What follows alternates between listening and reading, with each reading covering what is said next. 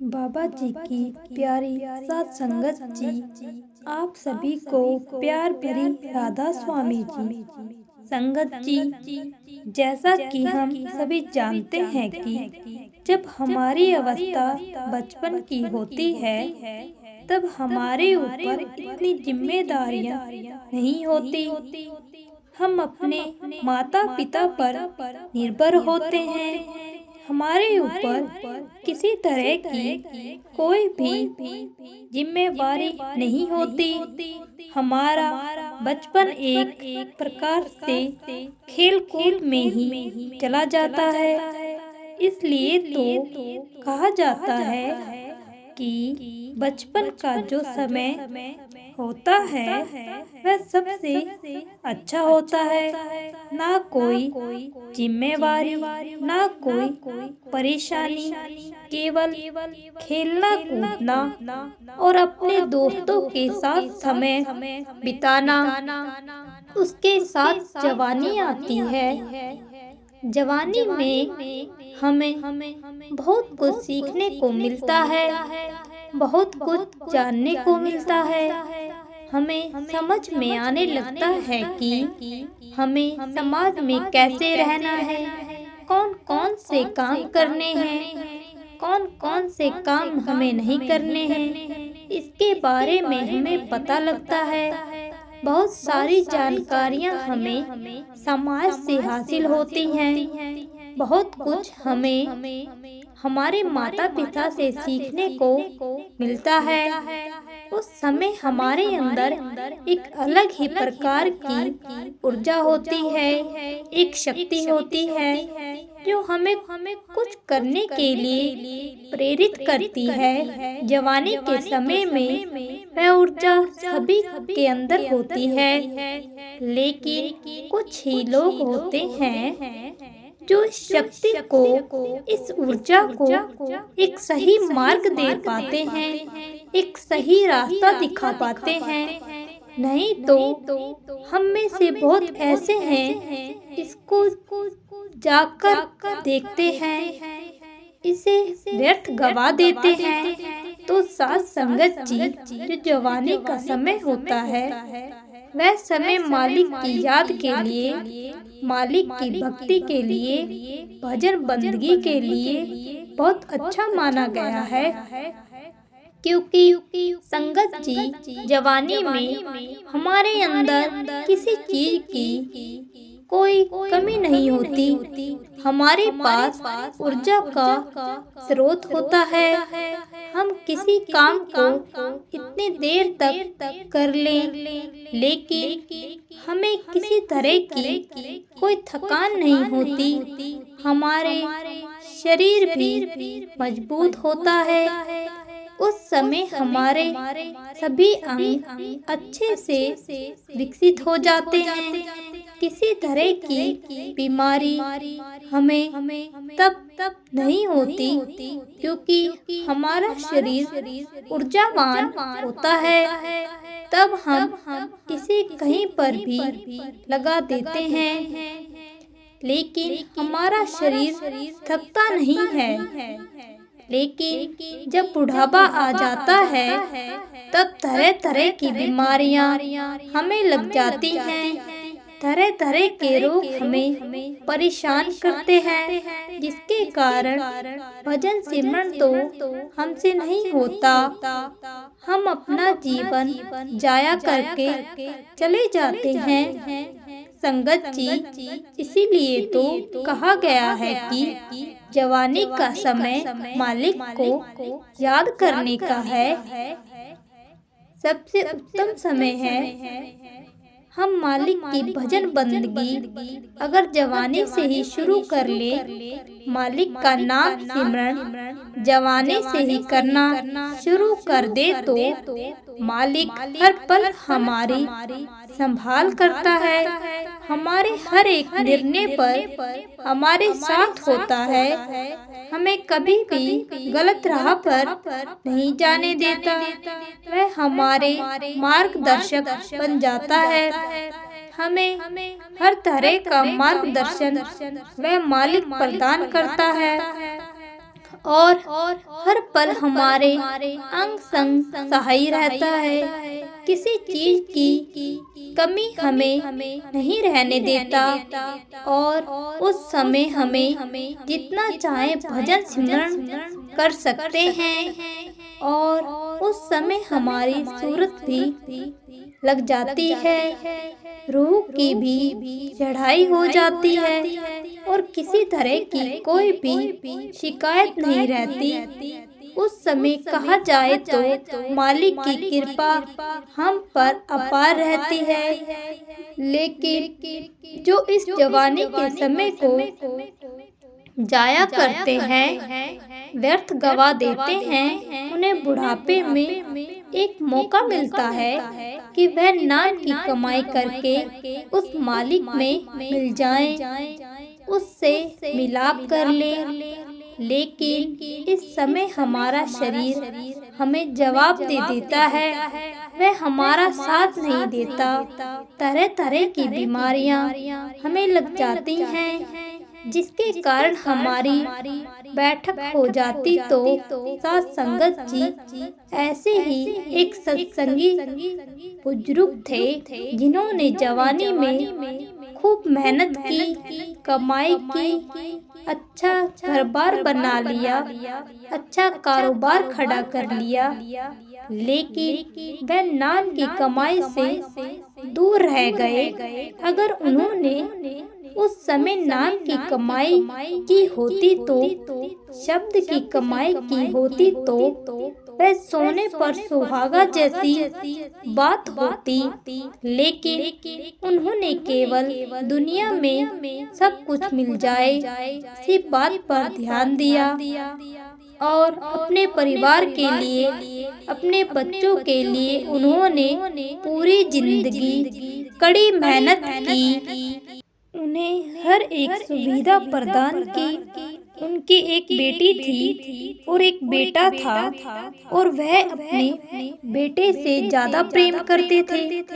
जैसा कि अक्सर होता है, वह शुरू से ही अपने बेटे से प्रेम करते थे और उनकी बेटी की शादी हो गई थी और अपने बेटे के साथ रहते थे। जब भी बात नाम की कमाई की आती थी, शब्द की कमाई की आती थी, रूहानियत के बारे में जब उनके सामने चर्चा होती थी, तब वह कहा करते थे कि कोई बात नहीं, बुढ़ापे में कर लेंगे, बहुत समय पड़ा है। तो जब उन पर बुढ़ापा आया तो वह अपने बेटे के साथ रहते और उन्होंने रूहानियत की तरफ ध्यान देना शुरू कर दिया, क्योंकि उन्हें मालूम हो गया कि मेरा अंतिम समय नजदीक है और अगर मैं इस समय को संभाल पाऊं उतना ही मेरे लिए अच्छा होगा। अगर मैं अब नाम की कमाई कर लूं, शब्द की कमाई कर लूं तो मालिक की कृपा मेरे ऊपर जरूर होगी। तो उन्होंने उस समय को संभालना शुरू कर दिया। वह दिन भर नाम के बारे में चर्चा करते, कुल मालिक की बातें करते और जैसे जैसे आस पड़ोस के लोगों को मालूम होने लगा कि वह बुजुर्ग रूहानियत की चर्चा करते हैं, नाम की चर्चा करते हैं, उनके घर में कुछ सत्संगी उनसे वार्तालाप करने के लिए आ जाया करते, तो यह बात उनके बेटे को अच्छी नहीं लगती थी। उसने बहुत बार बोला भी कि आप ऐसा मत किया करो, लोगों को अपने घर मत आने दिया करो, आप ऐसा क्यों करते हैं। इस बात को लेकर मैं थोड़ा सा अपने पिता से नाराज रहने लगा। लेकिन जैसा कि आप जानते हैं, जो मालिक के प्यारे होते हैं, मालिक के नाम की चर्चा करते हैं, तो लोग उनसे अपने आप ही जुड़ जाते हैं। उन लोगों से रहा नहीं जाता, वो मालिक के प्यारों के पास भाग भाग कर आ जाते हैं। तो ऐसे ही रोज उनके घर पर लोग आ जाया करते थे उनके पिता से नाम के बारे में पूछते, चर्चा करते, कुल मालिक की बातें करते, साखियां पढ़ते और सुनते, ताकि जितना हो सके इस समय को संभाला जा सके और ध्यान को मालिक की तरफ लगाया जा सके। इसी बात को लेकर उनके लड़के को बहुत गुस्सा आ जाता था। कभी कभी वह अपने पिता से झगड़ भी बैठता था और उन्हें उल्टा सीधा बोल देता था। इस बात का उन्हें बहुत दुख हुआ करता था और एक दिन उनका चश्मा टूट गया और उन्होंने अपने बेटे से कहा कि बेटा, मेरा चश्मा टूट गया है, तो क्या तुम इसे बनवा लाओगे?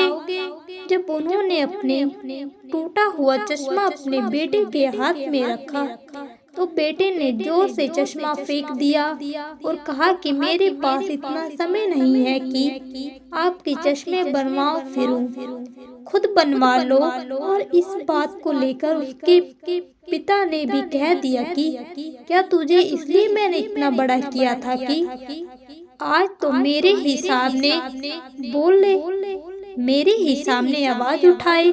यह बात सुनकर उनके बेटे को भी गुस्सा आया और उसने अपने पिता को घर से निकाल देने की बात कही।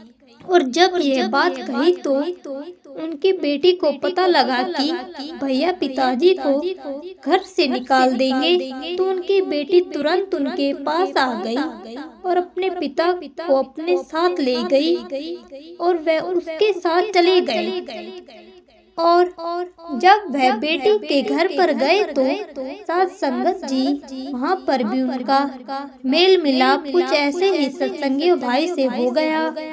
जब उनका पता चला कि कोई महापुरुष नाम की कमाई करते हैं, नाम की चर्चा करते हैं, तो वहाँ पर भी कुछ सत्संगी लोग उनके घर पर आने लगे। उनके बेटी को मालूम था कि मेरे पिताजी अब रूहानियत की तरफ ध्यान देने लगे हैं, तो बेटी इस बात को लेकर बहुत खुश थी। वह भी उनके साथ इस बारे में चर्चा करने लग जाती और उसके पिता इसी बात को लेकर बहुत खुश होते और उनके मन में एक बात आई कि मैंने जिंदगी भर अपने बच्चों के लिए बहुत कुछ किया, लेकिन मुझे मिला कुछ भी नहीं। एक प्रकार से कहूँ तो मैंने अपना जीवन व्यर्थ किया। अगर मैंने जवानी में कुल मालिक को याद किया होता, उस मालिक की याद में थोड़ा समय दिया होता, तो आज मेरी ये अवस्था नहीं होनी थी। मेरी अवस्था तो कुछ और ही होनी थी। सच में आज मैं जान गया हूँ कि यहाँ पर सब मतलब के रिश्ते हैं, मोह माया के हैं। एक मालिक ही है जो सत्य है, एक भाई है जो संभाल करने वाला है, बाकी तो सब गर्ज के रिश्ते हैं। अपने परिवार और घर वालों के लिए क्या क्या नहीं किया, इतनी कड़ी मेहनत की, लेकिन आज मुझे ही उस घर से निकाल दिया। और उन्होंने अपनी बेटी से कहा, बेटी, मैंने सबसे ज्यादा अपने बेटे को प्रेम किया, लेकिन आज मैं कहता हूँ कि जितना बेटियाँ अपने माँ बाप के बारे में सोचती हैं, बेटे नहीं सोचा सकते। यह शुरू से ही होता आया है।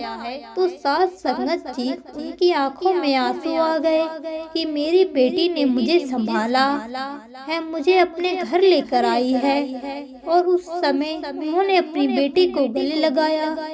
संगत जी उन्हें नाम मिल चुका था और उस समय उनका जोर केवल नाम की कमाई की तरफ था, तो वह पूरा दिन नाम की कमाई पर लगे रहते, भजन सिमरन करते रहते। वह अपने कमरे से बाहर नहीं निकलते थे। उनसे बैठा तो नहीं जाता था, लेकिन वे एक कुर्सी पर बैठकर भजन सिमरन करते और नाम की कमाई करते। वह घंटों उसी कुर्सी पर बैठे रहते और नाम की कमाई करते रहते। उनकी बेटी को पता था कि पिताजी भजन सिमरन कर रहे हैं, तो वह भी उन्हें ज्यादा परेशान नहीं करती थी और वह अपनी बेटी से बहुत खुश थे। एक दिन उन्होंने अपनी बेटी को बुलाया और कहा कि बेटी, मेरा समय पूरा हो गया है, अब मुझे जाना होगा। मुझे सतगुरु ने बता दिया है कि मैं तुझे इस तारीख को लेने आऊंगा, तो मुझे अब जाने की तैयारी करनी होगी। यह बात सुनकर उनकी बेटी की आंखों में आंसू आ गए और वह अपने पिताजी के सामने रो पड़ी और उनके गले लग गई और उन्होंने अपनी बेटी को खूब आशीर्वाद दिया।